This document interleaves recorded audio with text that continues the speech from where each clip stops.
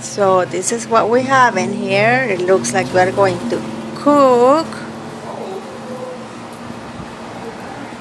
And guess what? We have a lot of a big nest inside our grill in here. And there is 3 little eggs.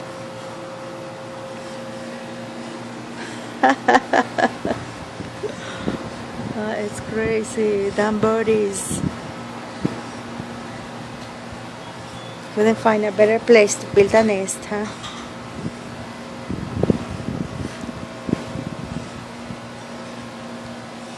There's 3 tiny cute little blue eggs in there.